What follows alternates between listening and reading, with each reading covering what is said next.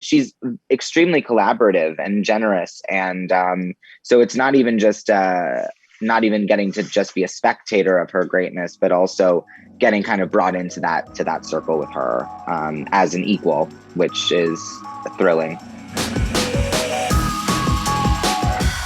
Talking to you guys about Hacks season 2. It's really exciting. Congratulations on getting a new season. Thank you. Thank you. Carl, so in season 2, Deborah, Vance, and Ava are on the road at the start, and Marcus is still in Las Vegas. Were you excited to see how Carl's story would still be weaved in despite Deborah and Ava being far from your location?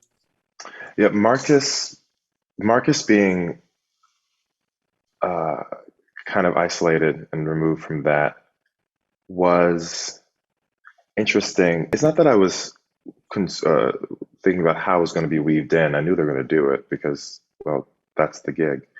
But I did really like how it was done, and I also like how they were able to rejoin. That was really lovely.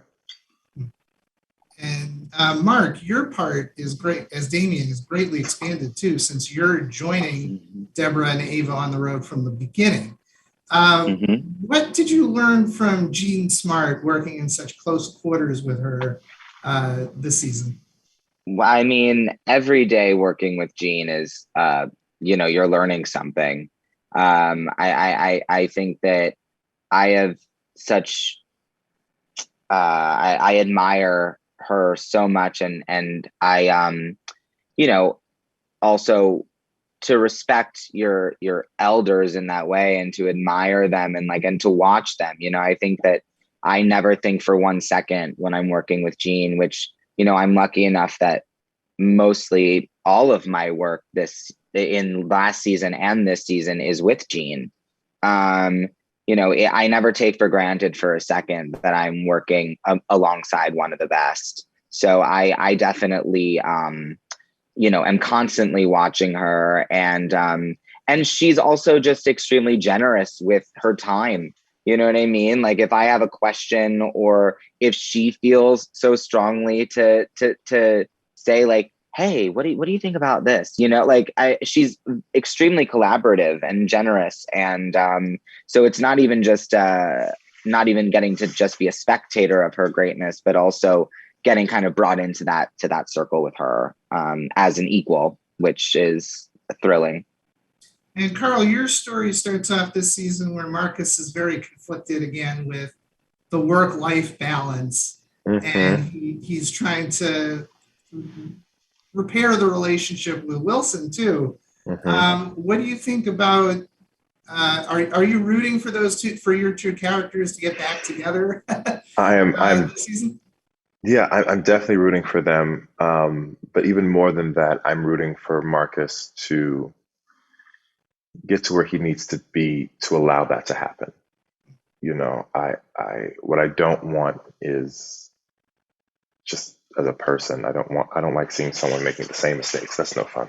So I'm rooting for Marcus to get his together, and then if that includes Wilson, that'd be wonderful. That would be just so wonderful.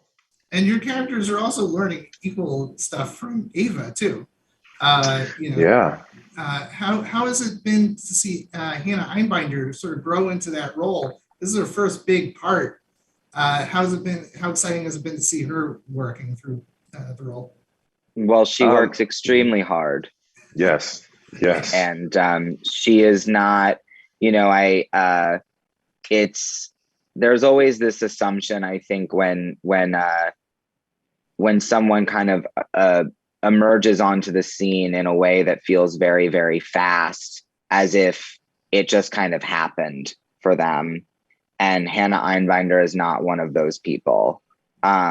She has put in so much work, and has and has done her homework, and has also been extremely collaborative, I think, with everyone. I mean, of course, mostly Jean, because she works with Jean the most. But I mean, even when we were filming the first season, asking Carl and I and anyone that has had a little bit more experience in this kind of context of the entertainment industry, this kind of world of making film and television, you know, she's also an extremely inquisitive person.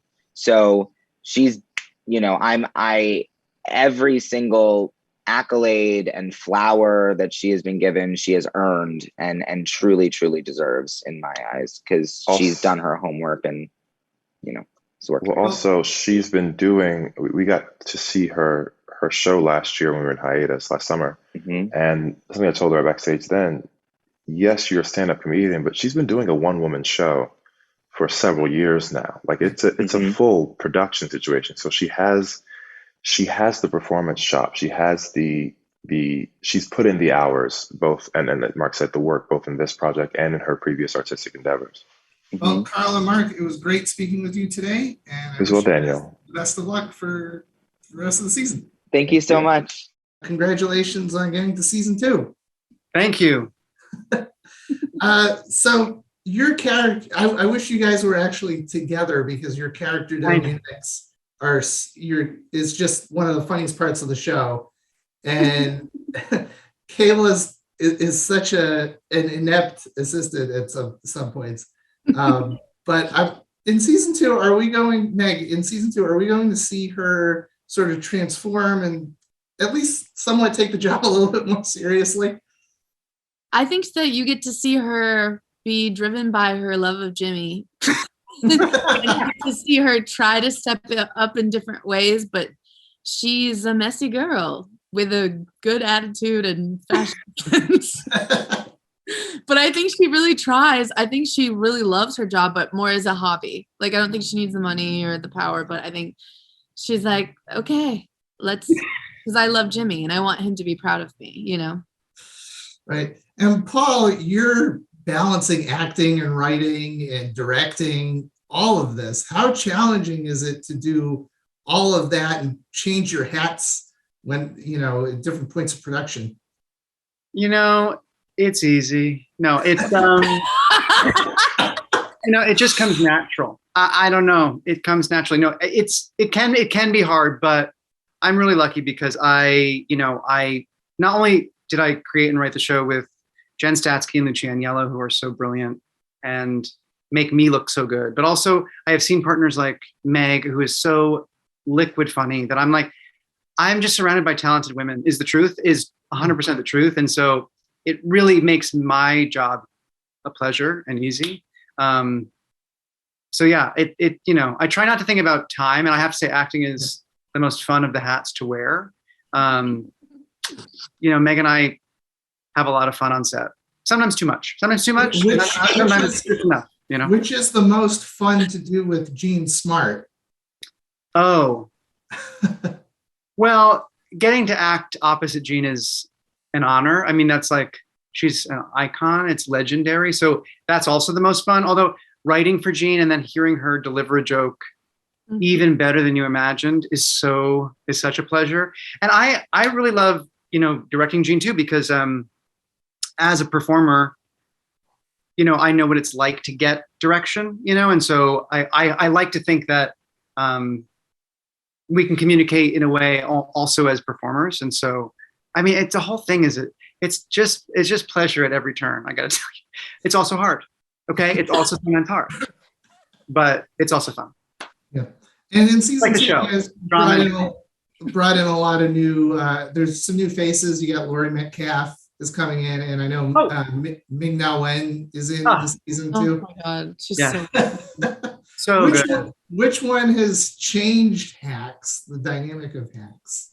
Wow. Well, you know, Laurie is someone who I think is actually really the tone of Hacks, because she's someone who is so funny. She can raise an eyebrow and she is so funny. And yet she's also a gifted dramatic actor. You know, she's a Tony-winning, Oscar-nominated actor. So in a way, she encompasses, I think, the tone of the show really, really well. And Ming-Na is such another example of someone who does a lot of more dramatic stuff, more action stuff, and doesn't do a ton of comedy, but is so funny. And it's really nice to see these women like just show off all of the things that they can do, because they can do so much. So yeah, it's again, surrounded by amazing women that make me look good. It's the secret. I gotta tell you, it's really the secret.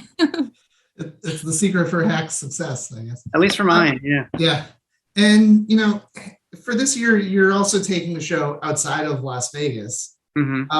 Was there like a concerted effort to say, you know, we really got to shake things up for season 2, and this is one of the best ways to do that? You know, I think we really wanted to push the relationship dynamic between Ava and Deborah and putting them, you know, Vegas is somewhere that's sort of this like oasis in the middle of nowhere, you know, what happens in Vegas. But the same is true for a lot of these stretches in between cities where they're on the road in the middle of the desert, or, you know, at a dive bar at 4 a.m. Like, we wanted to put them in places where they were big fish in a small pond. We wanted to make it a really big pond. And I think it really tests the limits of a relationship when you're traveling in a confined space with somebody. I hope we get to see Kayla in an odd spot in the middle of the country. That would be fun. That would be fun. I Hey, think can we see an odd spot? traveling Kayla would be. Yeah. Let's see her in Japan. I think that's great. I love that. Right? A weekend. Yeah. I think she does go on huge weekend trips. Yeah, 100%. Well, back by Monday. There's your idea for a spinoff. Kayla does Tokyo. I love it. Yeah. I just want to see, because I just think, I want to see her on a full vacation, but only for 2 days, and then she's back at work. Well, thank you so much for taking the time to speak with us at PopCulture.com about hacks, and I wish you guys the best of luck. Congrats on getting to season 2. It's exciting. Thank you. We're into it. Lucia, for season 2, Hacks hits the road. And I was wondering, was there like a big desire to get Ava and Deborah outside of Las Vegas to see how they would handle life outside the Strip? Yes, very much so. I mean, I love Amazing Race and I love Road Rules. So these are two seminal, at least for me, pieces of culture that we felt were an interesting way to see Deborah and Ava's relationship evolve. I mean, Deborah, of course, was in Vegas because it was her little oasis in the desert, away from New York, away from LA, a place where she felt like she could do her thing and free of judgment. But then, as you experience at the end of season 1, even that has its limits, and she's kind of forced to start from scratch and build back better. And so at Ava's behest, you know, she hits the road. And that's really challenging in so many ways. I think if anybody's, you know, if you've traveled with anybody, take porters, you know that it's an intense place to be. And so, you know, Deborah being on the road, the show not really going well for so much of the season, it brings up a lot of insecurities for her. And we felt that was a really interesting place to kind of anchor our season. And Jen, in this season, you guys have Laurie Metcalf joining as this great tour manager character. And it seems like the show really hinges a lot on pairs of characters who have totally different personalities, who are just thrown into bizarre situations. Do you guys enjoy specifically coming up with these kind of weird pairs that you would never expect to see in the same room? Yeah, I think there's just like naturally so much like comedy and conflict to be mined from when two very different people come together. Like us. like us. I have dark brown hair. She has lighter dark brown hair. And so, so yeah, I think that's like a very natural, like fun comedic dynamic, is to get people who are very different having to come together in a very tight space, like a tour bus, and deal with each other. And yeah, Laurie is someone, you know, that the three of us, Lucia Pane, have been fans of for forever. She's just so incredible. And so we wrote that character for her, hoping that she would do it. And we just like absolutely lucked out that she wanted to do it, and is so wonderful and fun. And I've always loved shows about show business. And I wonder if you guys have trouble balancing between telling a universal story that everyone can get, that relates to, while also, you know, putting in as many in-jokes to the weird world that you're in all the time. Well, yeah, I think especially for the story of Deborah and Ava specifically, they're kind of on the fringes of the entertainment industry. You know, they've both kind of been cast aside in their own ways. And so because of that, it allows us to tell a little bit of the story of an outsider. And I think a lot of people can relate to that. And so that automatically kind of shifts it just a little bit. Obviously, that Jimmy and Kayla back in LA have a little bit more of the traditional entertainment industry background. But for us, I think Deborah and Ava's story is also both about reckoning with their relationship with the entertainment industry. They've both been cast out. At times they're kind of allowed back in or potentially, and to see how they actually decide they want to behave once those gates are kind of opened up a bit to them is really interesting to us, because for Ava, I mean, part of her biggest flaw is her insatiable need for acceptance from her peers and from the industry. And that I think is something that she is reckoning with, you know, season 1 and season 2.